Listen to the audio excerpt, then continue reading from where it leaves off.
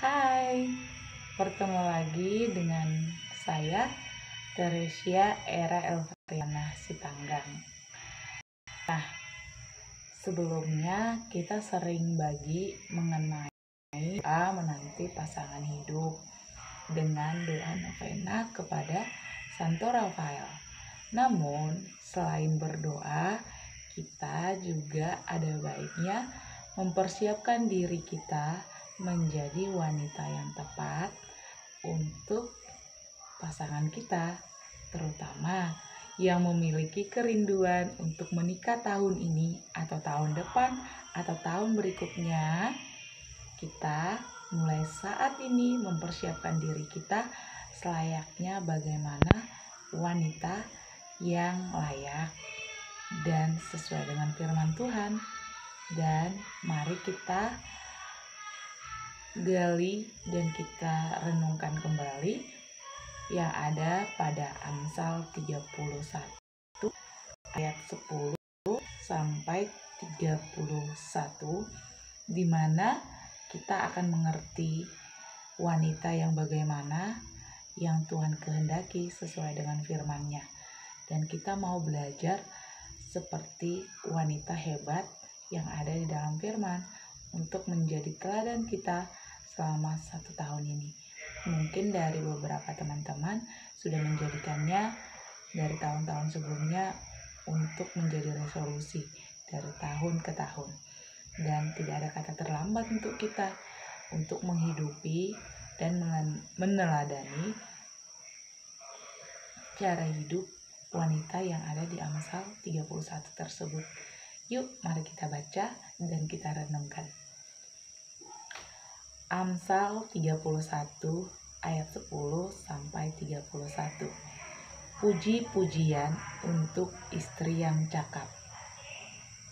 Istri yang cakap, siapakah akan mendapatkannya? Ia lebih berharga daripada permata. Hati suaminya percaya kepadanya. Suaminya tidak akan kekurangan keuntungan. Ia berbuat baik kepada suaminya dan tidak berbuat jahat sepanjang umurnya. Ia mencari bulu domba dan rami dan senang bekerja dengan tangannya. Ia serupa kapal-kapal saudagar, dari jauh ia mendatangkan makanannya. Ia bangun kalau masih malam, lalu menyediakan makanan untuk seisi rumahnya dan membagi-bagikan tugas kepada pelayan-pelayannya perempuan. Ia membeli sebuah ladang yang diingininya, dan dari hasil tangannya kebun anggur ditanaminya. Ia mengikat pinggangnya dengan kekuatan, ia menguatkan lengannya, ia tahu bahwa pendapatannya menguntungkan. Pada malam hari pelitanya tidak padam. Tangannya ditaruhnya pada jentera, jari-jarinya memegang pemintal. Ia memberikan tangannya kepada yang tertindas, mengulurkan tangannya kepada yang miskin. Ia tidak takut kepada salju untuk seisi rumahnya. Karena seluruh isi rumahnya berpakaian rangkap, ia membuat bagi dirinya permadanan, lenan halus dan kain ungu pakaiannya. Suaminya dikenal di pintu gerbang kalau ia duduk bersama-sama para tua-tua negeri. Ia membuat pakaian dari lenan dan menjualnya. Ia menyerahkan ikat pinggang kepada pedagang. Pakaiannya adalah kekuatan dan kemuliaan. Ia tertawa tentang hari depan. Ia membuka mulutnya dengan hikmat. Pengajaran yang lemah lembut ada di lidahnya. Ia mengawasi segala perbuatan rumah tangganya. Makanan kemalasan tidak dimakannya. Anak-anaknya bangun dan menyebutnya berbahagia. Pula suaminya memuji dia. Anak-anaknya bangun dan menyebutnya berbahagia. Pula suaminya memuji dia. Banyak wanita telah berbuat baik, tetapi kau melebihi mereka semua. Kemolekan adalah bohong dan kecantikan adalah sia-sia. Tetapi istri yang takut akan Tuhan dipuji-puji. Berilah kepadanya bagian dari hasil tangannya biarlah perbuatannya memuji Dia di pintu-pintu gerbang. Demikianlah sabda Tuhan, syukur kepada Allah. Nah, jadi untuk kita para wanita melalui firman ini kita bisa belajar menjadi wanita yang takut akan Tuhan, menjadi wanita yang sesuai firman Tuhan. Dan di mana di dalam firman di ayat yang ke-30 isinya kemolekan adalah sia-sia, tetapi istri yang takut akan Tuhan dipuji-puji. Nah, dari sini kita tahu bahwa menjadi wanita memang harus cantik, menjaga penampilan fisik. Namun lebih dari situ, kita harus bertumbuh di dalam rohani kita dan batin kita yang melekat serta intim sama Tuhan.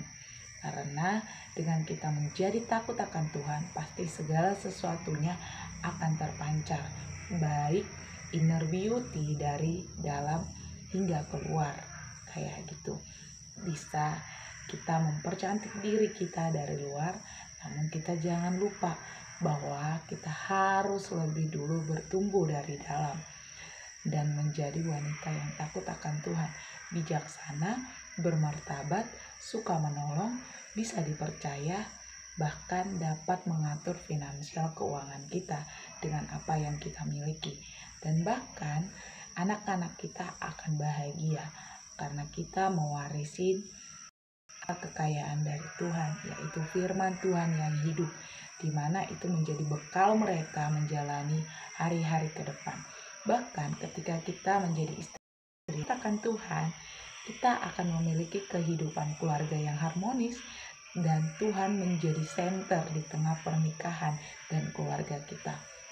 Yuk, kita yang sama-sama memiliki kerinduan membangun keluarga Kudus Nazaret, yuk bersama-sama bertumbuh menjadi wanita yang bijaksana, penuh hikmat, lemah lembut, dan takut akan Tuhan. Sehingga apa yang kita rindukan, Tuhan akan genapi, dan berkat Tuhan yang terjadi bagi keluarga yang terdapat pada Mazmur 128 itu juga digenapi di dalam kehidupan kita.